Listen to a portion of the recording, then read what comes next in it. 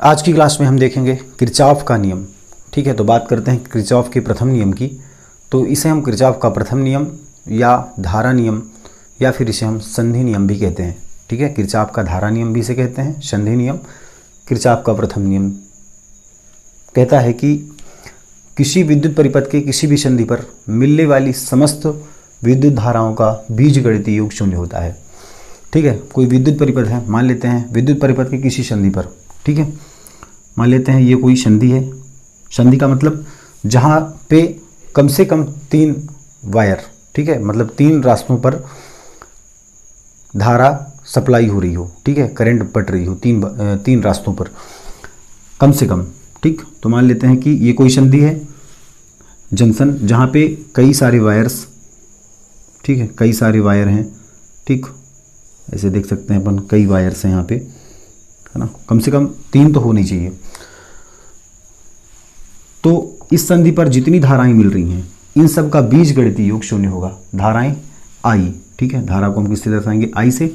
इनका बीजगणितीय योग मतलब समेशन आई सिग्मा आई, ये कितना होना चाहिए, बीजगणितीय योग शून्य होता है, मतलब समेशन आई इक्वल टू 0। ठीक है, सिग्मा आई इक्वल 0। तो ये मान लेते हैं कोई सर्किट है, ठीक है, विद्युत परिपथ है, सर्किट है, और इसके संधि पर विद्युत परिपथ में कोई एक ऐसी संधि है जहाँ पे कई वायर मिल रहे हैं। कुछ वायर मतलब 2 से अधिक वायर हैं, 3, 4, 5 कुछ भी हो सकते हैं, 2 से अधिक वायर हैं। तो उस जगह को हम बोलते हैं संधि। जहाँ पे 2-3 से अधिक वायर हमको दिख जाएं, 3 या 3 से अधिक वायर दिख जाएं, उस जगह को हम बोलते हैं संधि। तो यहाँ पर मिलने वाली समस्त धाराओं का बीजगणितीय योग शून्य होता है। ठीक है, और इस नियम के अनुसार संधि की ओर आने वाली धाराएं, है ना, जो संधि की ओर धारा आ रही होती है, संधि की ओर आने वाली धारा,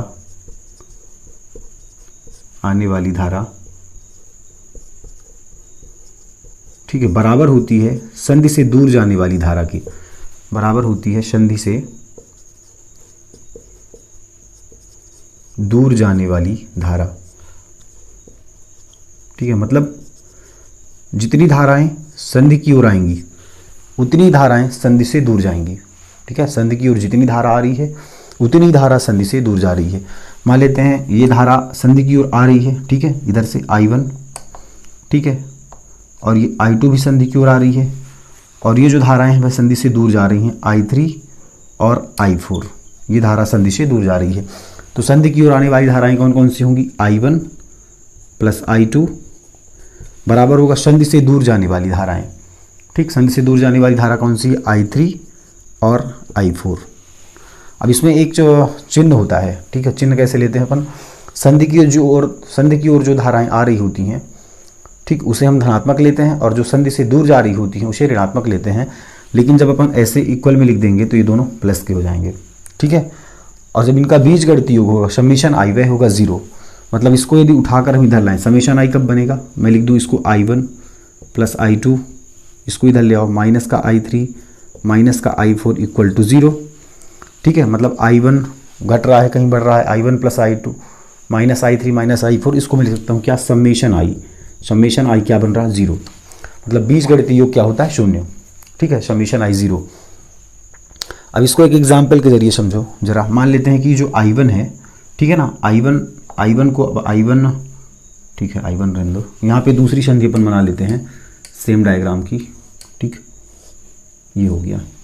अब मान लेते हैं इधर आ रहा है, इधर से 5 एम्पियर की धारा आ रही है संधि की ओर, इधर से 3 एम्पियर की धारा आ रही है संधि की ओर।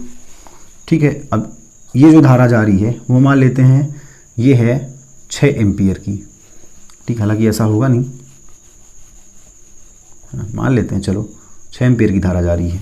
ठीक है ना, इधर धारा जा रही है 6 एम्पियर की। तो इधर कितनी धारा जा रही है, तो देखो संधि की ओर आने वाली धारा बराबर संधि से दूर जाने वाली धारा। तो संधि की ओर आने वाली धारा कितनी है, 5 और 3, 5 प्लस 3, और संधि से दूर जाने वाली धारा कितनी है, 6।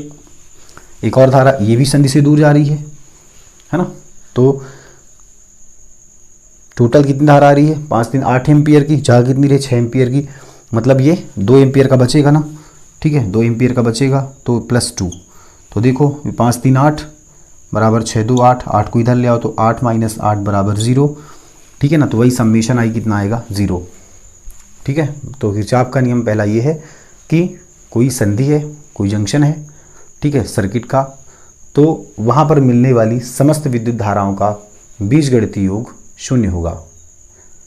इसमें संधि से आने वाली धाराएं धनात्मक होंगी संधि की ओर, और संधि से दूर जाने वाली धाराएं ऋणात्मक होंगी यदि हम उसको एक ही तरफ लिखें तो, ठीक है। अदरवाइज हम अगर ऐसे लिख रहे हैं तो इधर भी प्लस पॉजिटिव लेना है हमें और इधर भी पॉजिटिव लेना है। जब इसको इधर लाएंगे ट्रांसफर करेंगे तो पक्षांतर से इधर प्लस का है तो माइनस का हो जाएगा, ठीक है। इतनी बात समझ आई ना। और ये जो नियम है वह किस, ये जो किरचॉफ का प्रथम नियम है यह आवेश संरक्षण के सिद्धांत पर आधारित है, ठीक। किस सिद्धांत पर? आवेश संरक्षण के सिद्धांत पर, ठीक है, आवेश संरक्षण के सिद्धांत पर। इसको नोट कर लेना, कभी कभी एक नंबर में आ जाता है, ठीक है, एक मार्क्स में कभी पूछ देगा एग्जाम में कि किरचॉफ का प्रथम नियम किस सिद्धांत पर आधारित है। तो किरचॉफ का प्रथम नियम आवेश संरक्षण के सिद्धांत पर आधारित है। क्यों? क्योंकि जो धाराएं होती हैं, धाराएं क्या हैं? आवेशों का प्रवाह, ठीक है। प्रति एकांक समय में आवेश की जितनी मात्रा प्रवाहित होती है उसे हम कहते हैं धारा। मतलब आवेशों का प्रवाह क्या है? धारा है, ठीक है। तो आवेश संरक्षण के सिद्धांत पर आधारित है, मतलब जितने आवेश इधर से प्रवाहित होंगे, ठीक है ना, उतने आवेश इधर से निकल जाएंगे। मतलब ये किसी बिंदु पर स्टोर नहीं हो सकते, है ना। जो आवेश हैं वह किसी बिंदु पर संचित नहीं हो सकते, इकट्ठे नहीं हो सकते, रुक नहीं सकते। जितना आ रहा है उतना जा रहा है, ठीक है। आवेश को ना तो उत्पन्न किया जा सकता है ना ही नष्ट, है ना। तो जितने आवेश आ रहे हैं, जितने आवेश प्रवाहित होकर के आ रहे हैं संधि की ओर, उतने ही आवेश प्रति एकांक समय में संधि से दूर भी जा रहे हैं। तो यह नियम है आवेश संरक्षण के सिद्धांत पर आधारित।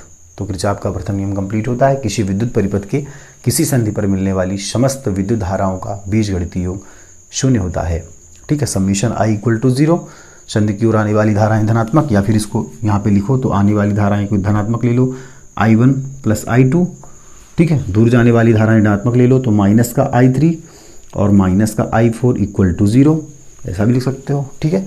या फिर ऐसे भी लिख सकते हो, इसको फिर इधर ट्रांसफर कर लो, समीशन I 0 हुआ, ठीक है ना।